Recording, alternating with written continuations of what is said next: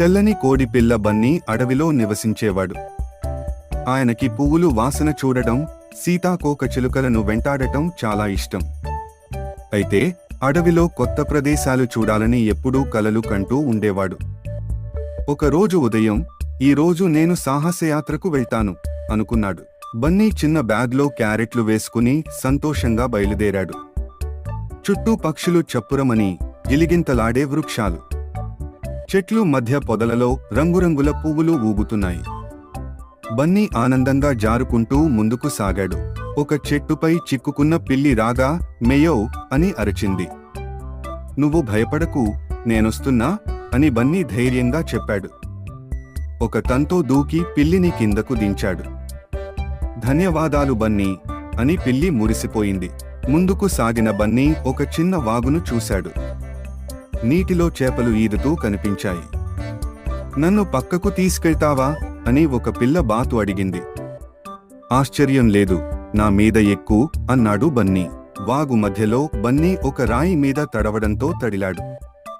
బాతు నవ్వుతూ, బన్నీ నువ్వు చాలా సరదాగా ఉన్నావ్ అంది. వాళ్లు పక్కవైపు సురక్షితంగా చేరుకున్నారు. బన్నీ, నువ్వు నా హీరో అంటూ బాతు వెళ్ళిపోయింది. ముందుకు వెళ్లిన బన్నీ కింద పడిన తేనె చిట్టి గూడు చూశాడు. తేనెటీగలు చుట్టూ తిరుగుతూ బెంబేలెత్తాయి. ఇవాళ వీళ్లకు ఎలా సహాయపడాలా అని బన్నీ ఆలోచించాడు. తన కాలితో గూడు నెమ్మదిగా నిలబెట్టాడు. తేనెటీగలు ధన్యవాదాలు బన్నీ అంటూ ఆనందించాయి. బన్నీకి తేనె చుక్క ఇచ్చి ముచ్చట పెట్టాయి. ఆహా, బాగుంది అన్నాడు బన్నీ. ఒక చిన్న నక్క ఏడుస్తూ కనిపించింది. నాకు అమ్మ కనిపించడం లేదు అని బాధపడింది. నువ్వు భయపడకు, నేనున్నాను అన్నాడు బన్నీ. నక్క చేతిని పట్టుకుని మనమిద్దరం వెదుకుదాం అన్నాడు. నక్క అమ్మను చూశారా అని అందరినీ అడిగాడు బన్నీ. ఒక తెలివైన గుడ్లగూబ, ఆవిడ ఈ దారి లోపలికి వెళ్ళింది అంది. నక్కతో కలిసి ఆ దారి పట్టాడు బన్నీ. ధన్యవాదాలు గుడ్లగూబగారు అని చెప్పాడు. కొన్ని దూరం వెళ్లగానే నక్క అమ్మ కనిపించింది. నా బిడ్డ అంటూ నక్క అమ్మ ఆలింగనం చేసుకుంది. ధైర్యంగా ఉన్నందుకు నీకు కృతజ్ఞతలు బన్నీ అంది. బన్నీ మొగుతూ నాకో సంతోషం అన్నాడు. బన్నీ మరింత లోతుగా అడవిలోకి వెళ్ళాడు. పొడవాటి గడ్డి తలలు ఊగుతున్నాయి. ఒక శబ్దం వినిపించి బన్నీ ఆగిపోయాడు. ఏమిటో అక్కడ అని అడిగాడు. ఒక సుందరమైన జింక వచ్చి హాయ్ చిన్న బన్నీ అంది.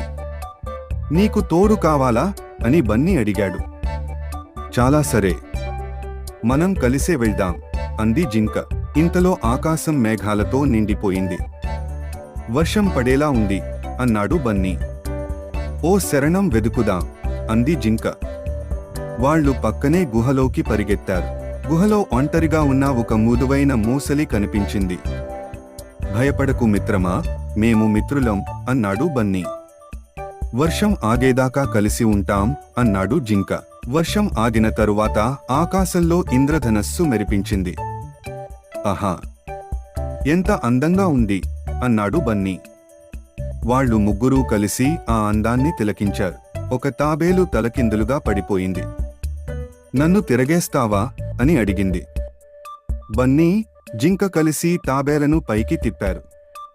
ధన్యవాదాలు మిత్రులు అంది తాబేలు. ఇప్పుడు ఇంటికి వెళ్ళాలి అన్నాడు బన్నీ. ఎప్పుడు కావాలంటే రా అని జింక పలికింది. బాగుంటుంది మిత్రులు అంటూ వీడ్కోలు చెప్పాడు బన్నీ. ఇంటికి వెళ్లే దారిలో జ్యోతిర్మయమైన పూల జున్నెలు తడుక్కుమన్నారు. వావ్, ఎంత అందంగా ఉన్నాయి అన్నాడు బన్నీ. వాటిని చూస్తూ ఆనందంగా ముందుకు సాగాడు.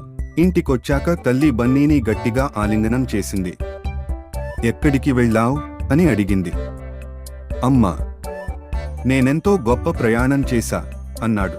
ఆ రాత్రి మంచంపై పడి బన్నీ ఆలోచించాడు.